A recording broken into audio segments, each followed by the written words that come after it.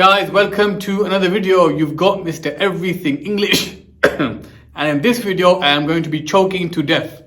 I joke. Guys, in this video, I am finally, hopefully, going to be giving you guys something you've been asking for a long time. We will be going through two grade 9 stories. These are two grade 9 paper 1 question 5s, and the grade 9 was awarded not by myself but by AQA for actual GCSE students. We're going to read the entire stories, and as I'm reading, I will tell you guys why these particular stories both got grade 9s. Now guys, look, please don't copy and paste these and use them in your exam. This is not the purpose of this video. The purpose of this video is to just give you a flavor of what grade 9 looks like. My advice is use all these tips from these two answers, take my plot, merge them together, and write your own creative writing piece that should achieve you a grade 9. Alright guys, let's not waffle because that's not what I do. Let's begin, guys.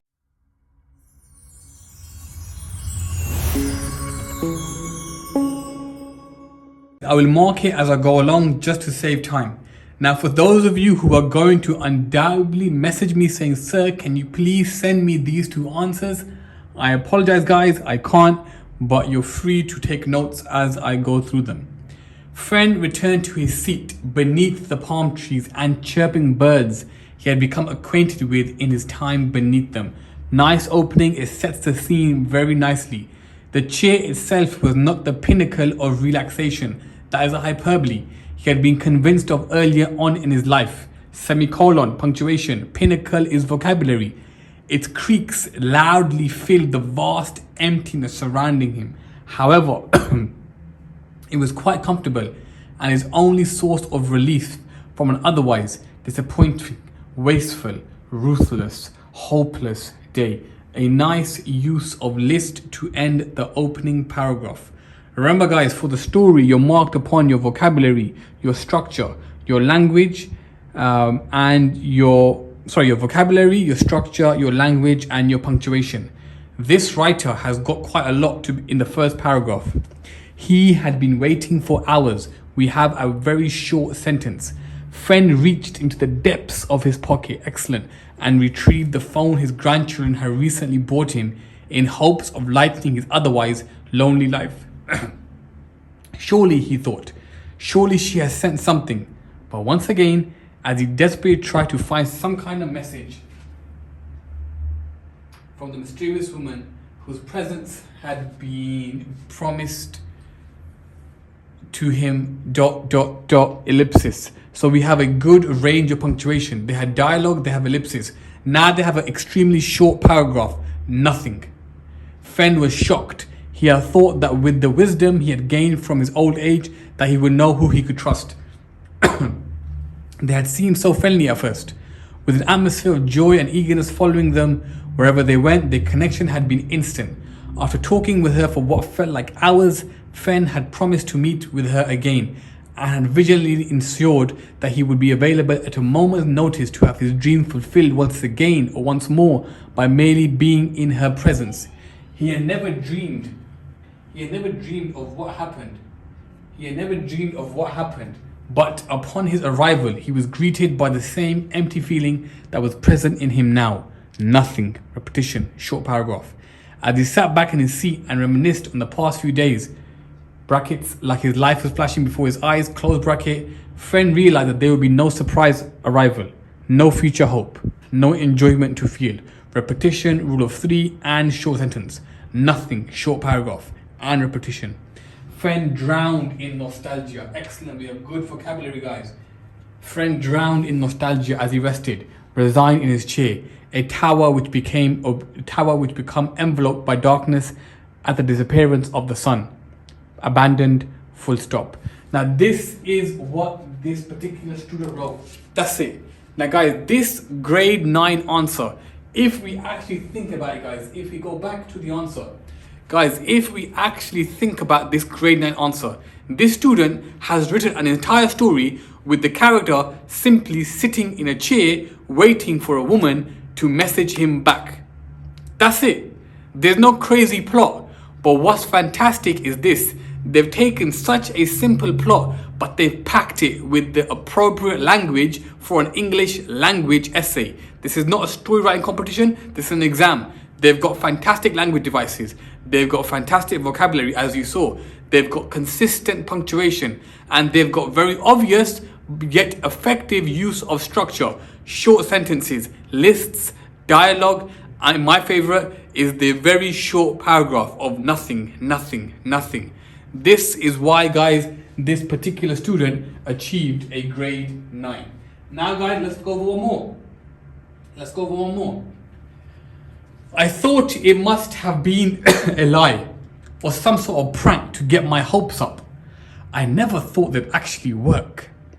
My whole life, well, firstly, guys, very short paragraph to open with, 2 short sentences, and a very intriguing opening.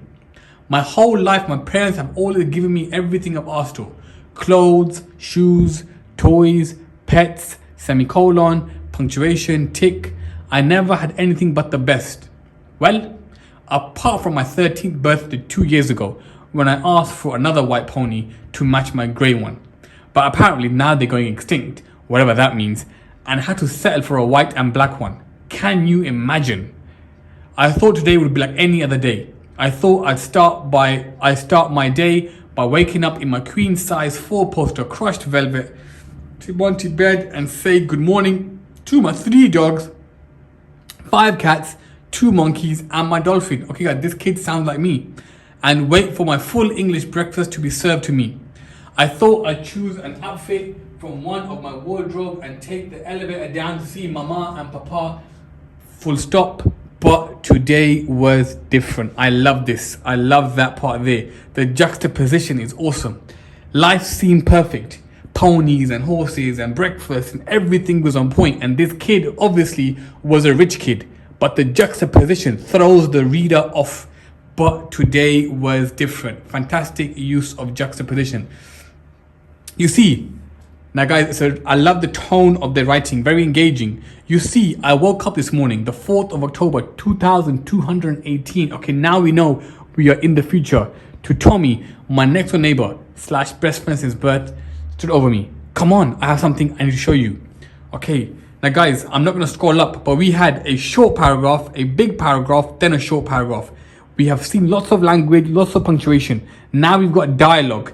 And let's continue. Remember, guys, I'm going over the mark scheme. Tick, tick, tick.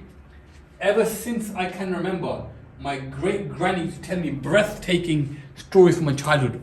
Excellent hyperbole. Stories of animals called birds that flew in the sky and tiny green leaves that grew out of the ground called grass. It should be grass, they made a spelling mistake, but let's forgive them for that. I love this, guys. They have written a story set in the future. Now, for what I can infer, technology has taken over. Therefore, they have no more birds. They have no more grass. Or it could have been called something else. I'm not sure. She painted pictures of huge tall plants that grew taller than buildings. That's trees. So tall you could climb them. They grew leaves so green they almost sparkled when the rain fell. Fruits so luscious you could drink the juices. Flowers so beautiful they deserve to be preserved forever. They were different to plants we have now. Stronger. And stood mysteriously where they were planted for hundreds of years. But that was a long, long time ago. I've never seen one. I don't even know if Mama or Papa have ever seen one. I spent my childhood imagining and copying.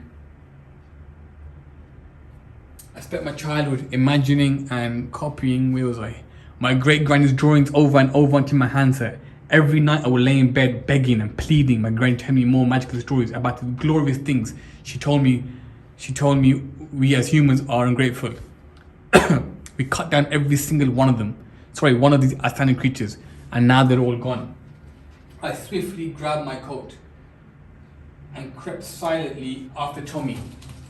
Alright guys, so now what I like is the writer is fantastically shifting in the focus. We're going from their memories and what they've been told to the past, to the present and what they're doing right now. Their description of the past was fantastic about the fruits with juices.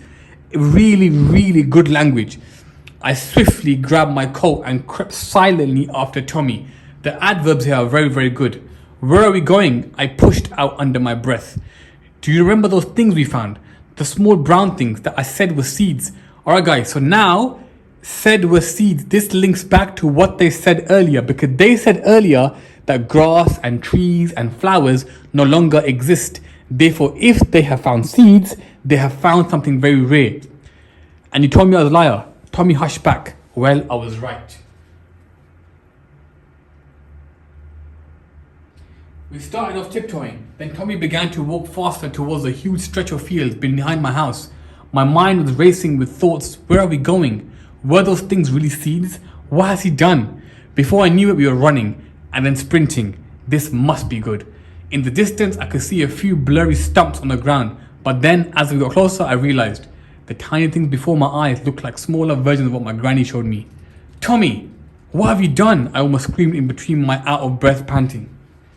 I knew you'd be excited, he panted back, not taking his eyes off the few shimmering leaves that protruded out of the small but strong stalk. What do we do now? I managed to mumble in his direction after staring in disbelief for a few minutes. There for you, I heard him reply, after what seemed to be ages. End of answer. Here we have it, guys, another grade 9 answer. Now this grade 9 answer is very different to our first grade 9 answer, but they are both grade 9s. The first one, guys, got 40 out of 40. This one got 39 out of 40. Now, if we look at this particular one, much more action, more characters, a lot more happening, flashback, and then back into the present tense. But fundamentally, they both do the same things well. Number one, they have ambitious vocabulary, tick. Number two, they have language devices the whole way through. Number three, I love how they use structure. The juxtaposition from the first paragraph to the last paragraph, the short sentence, the long sentence, the short paragraph, long paragraph, the dialogue. They've used it very effectively. They've got a range of punctuation throughout also. Guys, two fantastic answers, two examples of grade 9 responses. Now, here's my advice, guys. Take inspiration from this. Use my plot that I released, not the last video, but the video before that. Match them together. Write an answer off by heart. Write an answer. Learn that answer off by heart. And then in your exam, tweak it and use it as and when necessary. Alright guys, I'll end this video here. I thought I'd share some grade 9 answers, and now that I've done that, this video has come to its natural end. As always, guys, if you're not following me on TikTok, then please do check it out. Please do also check out the Instagram, and if you haven't subscribed, please do subscribe. It's been Mr. Everything English. Peace.